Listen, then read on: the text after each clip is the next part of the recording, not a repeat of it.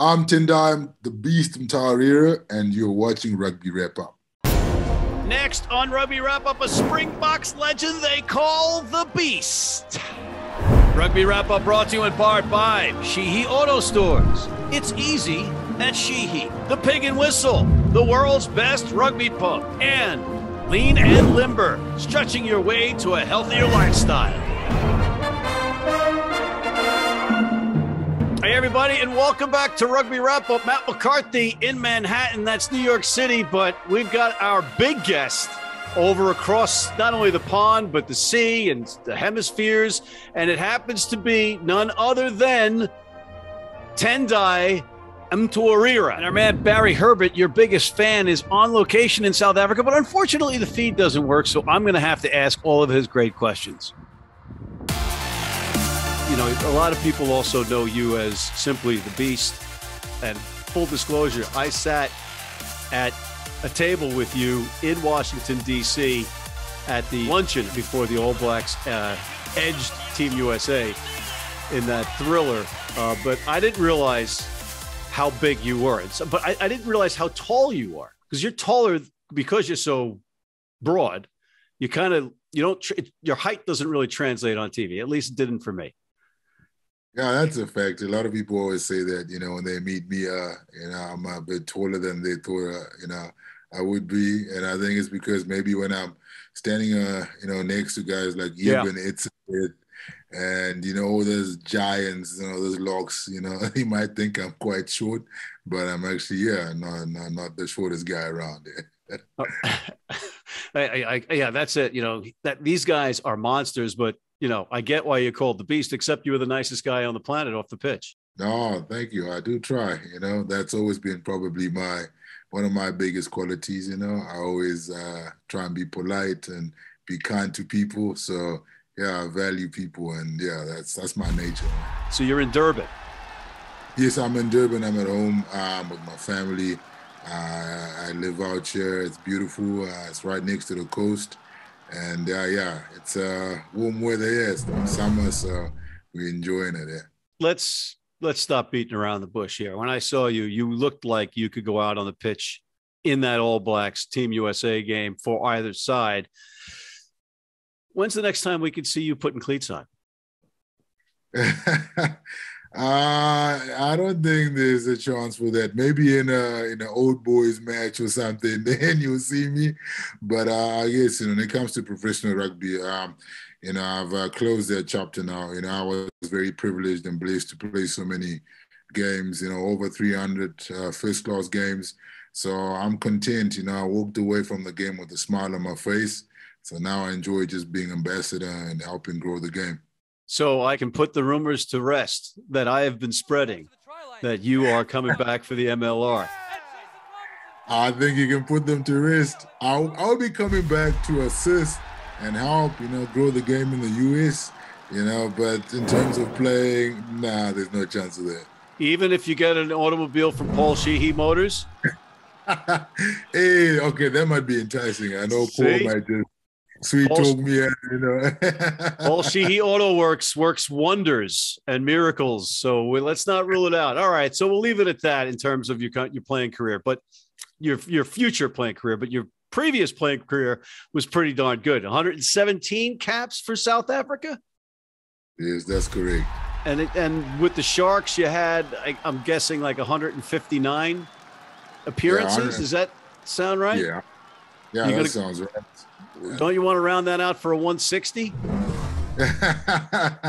No, well, the competition in which I played and got those many caps was Super Rugby, and now it's been scraped off. It's no longer there. So I think the remainder of history, I'm going to be the most capped South African player ever to have played in the Super Rugby. So it's quite a cool record to have. Yeah. So, I mean, there's some great names that you're amongst the list of, and to be on the top of that is phenomenal. Yeah, no, it is an incredible honor, In that vein, let's go back to 2009, British and Irish Lions tour. A young Tendai is up against a veteran, Phil Vickery. Would you say, true or false, that your scrummaging against Vickery was the difference in that match? Yeah, it was. It was definitely a massive foundation for for that victory. I think it wasn't just me. Obviously I got the accolades. Dismantling such a big figure like Fuel Vickery, but the guys behind me and the guys around me made the difference. Guys like Bismarck Duplessis, our captain John Smith, and also the guys in the back, Victor Matfield. You might be familiar with some of big those guys. names, Yeah, literally and figuratively. Exactly. Yeah. So they all played a big role in us winning that first test match and getting momentum in that series. But you were man of the match in that particular game, right? Yes, I was. Yes, you were. And then the next one, Adam Jones stepped in. You want another crack at Adam because he kind of had a pretty good game, right? Yeah, he did. And I've got a lot of respect for Adam Jones. He's probably one of the toughest scrummages I ever faced. And, he really came to make amends for what happened in the first test match. And unfortunately, he was stretched off after, I think, just early on in the second half. He couldn't finish the game because his shoulder was out of place. How'd that happen, Tendai? That was a little bit of the dark arts going on there. There was a bit of dark arts, but it was Rockies. I was so glad that I never obviously played a test match against him. He was, he didn't want to be in Iraq when that guy was coming clean. So Adam Jones, unfortunately, was the victim. I love how a guy named the Beast could say you don't want to be in Iraq when that guy's coming at you. How do you think the reciprocal is on the other side of it? Right? Yeah, no, it's a fact. At least I know, certain guys I had to be careful, and Bucky's was that one guy, Toughest player you played against? Richie McCaw, no doubt. I think he was a problem for any team that he played against, especially when we played against him from a Sharks point of view in Super Rugby when he played for the Crusaders. He was just relentless. The guy didn't stop working. When you looked at him, his body, he looked like a soccer player, right. But he was tough as nails. Like the guy would just never give up. He'd keep on fighting. And the same, that same kind of passion he took into the All Black jersey. And, and he won so many test matches, won back-to-back World Cups. So probably the one guy that I respect, highly above any other opponent. What was the favorite moment in your rugby career?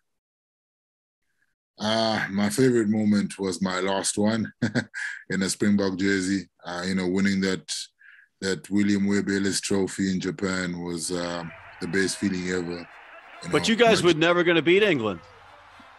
Exactly. You guys couldn't beat. You can't beat England. They beat the All Blacks. You're done. Why even play the match?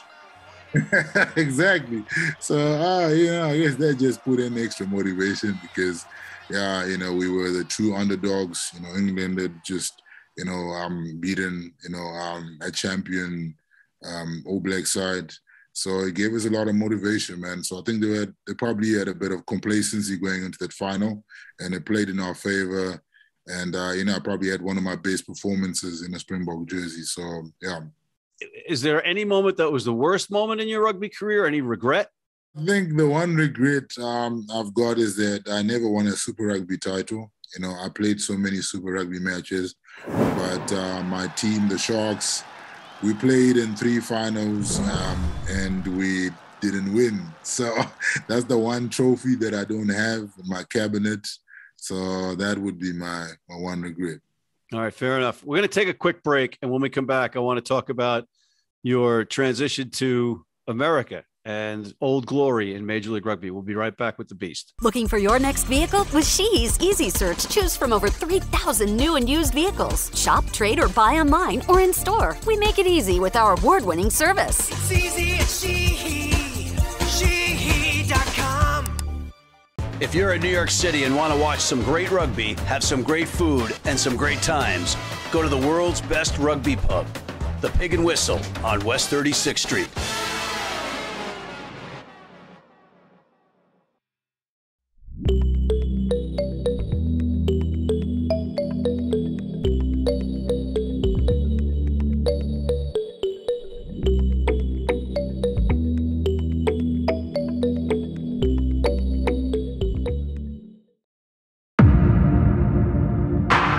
we are back with the Beast, ladies and gentlemen. And if you don't know him, you really need to get out of your cave or you come out of your coma, come out of your wherever you're in, because this is one of the best rugby players to ever play on the face of the earth.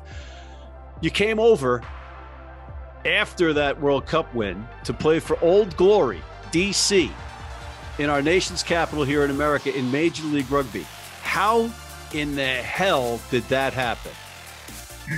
Oh, it's actually quite a funny story. So one of my best mates lives in New Jersey.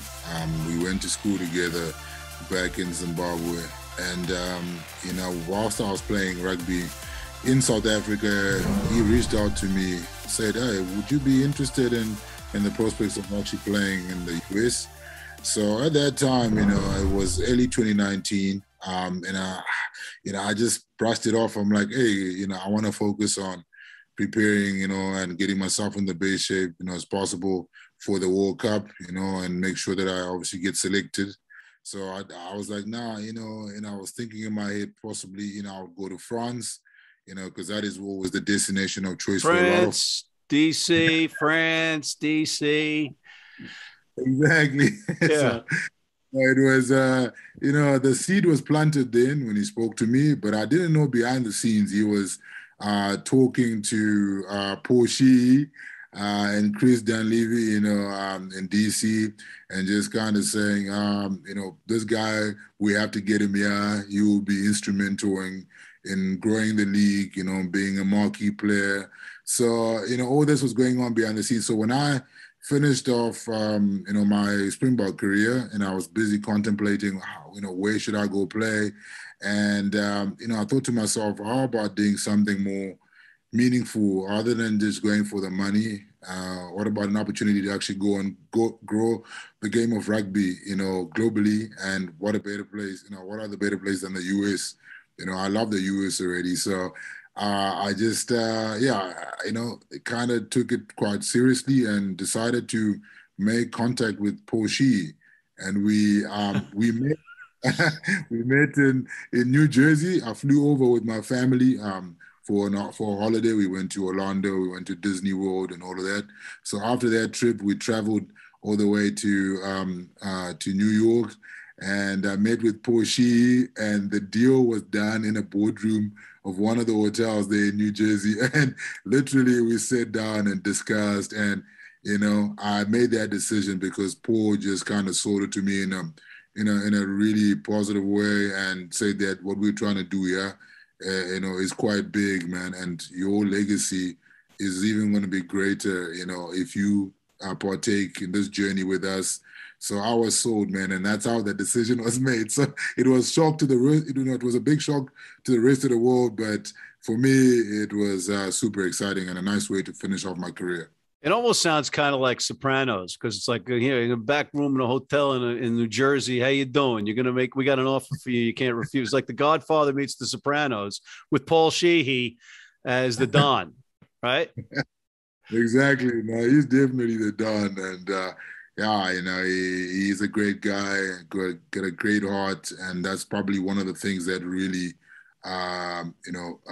resonated to me and made that decision easier, All right. So you got dinged up, ironically enough, over here in playing with Old Glory. So and then the season was shortened by COVID. So your career over here was shortened, right? But your impact was immediate off the pitch with kids and the organization. And, for people like me covering the sport, it was an electric moment when the announcement came out that you were coming over. What was something that surprised you the most about the American rugby landscape?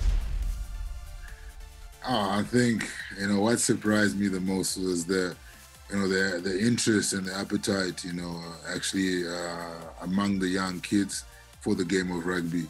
Because whilst I was in DC, I was doing a lot of work with inner city school kids. So I was coaching with the Washington Youth Rugby guys. So, I was impressed with the amount of, young kids that really wanted to just learn, this talented, young boys and girls, that are so agile, so fast. I'm like, geez, if they had to grasp the skill set, of a rugby player, they would just blow up. So Yeah. yeah, that is something that really impressed me. So I think that the US is still a sleeping giant, and when all the those young kids, grassroots, are just empowered and given the skill set that they need to thrive. I think that the USA will be a powerful force in world rugby. On the global scale, what do you think World Rugby needs to do to really get the game to grow once and for all? Because there's a lot of lip service about the sleeping giant and all that stuff, and then seemingly nothing happens. I think there needs to be more investment, in rugby, especially at grassroots level, because that's where the catchment area is. Because there's a lot of talent that is lost, merely because maybe there's no structures, those kids just don't have a league to aspire to play in. So I believe that there needs to be a huge investment in grassroots rugby, and as well a major focus on girls rugby, because I really believe that girls rugby will just elevate the game of rugby, overall. And I think the girls need to be put on a pedestal. I think the World Cup is next year in New Zealand. There needs to be just a lot of marketing, amplifying that World Cup, because when we get girls rallying behind anything, I think that's when it becomes an ultimate success.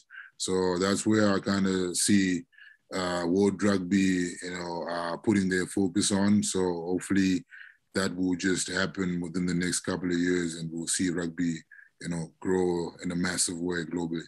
On the local level, when you were back here in DC, did you see any players on the American landscape that you said, this is a player? Yeah, I saw quite a few guys. I think what impressed me the most was, the young talent.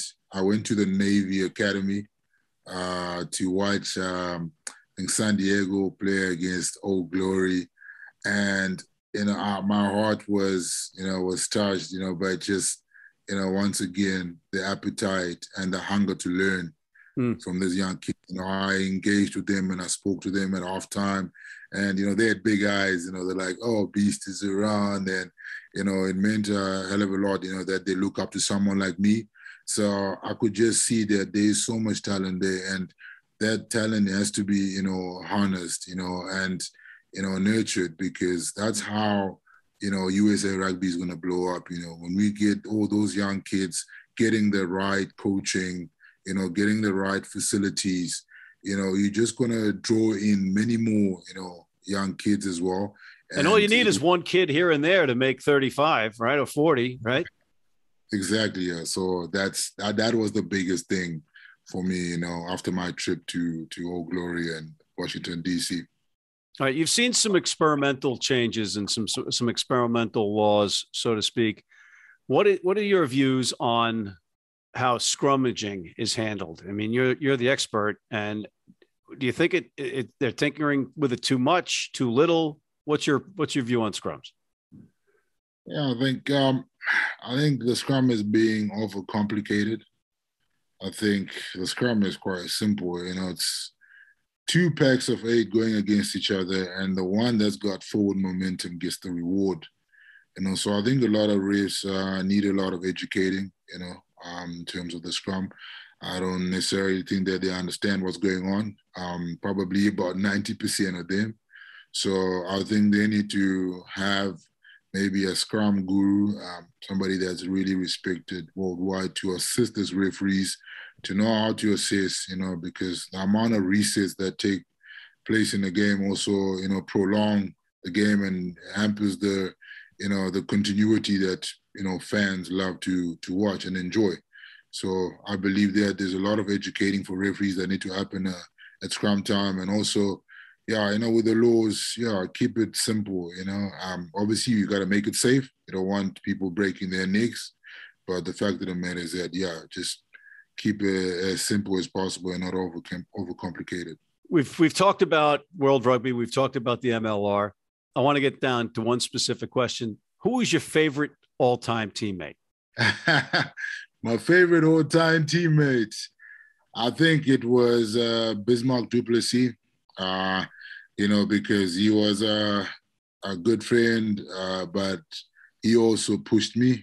So when I kind of rested on my laurels and thought that I had made it and I was big, he cut me down and humbled me, and pushed me to actually working harder, and every time we would do extra sessions, on the field, in the gym, and he'd always rally me in when I didn't feel like it.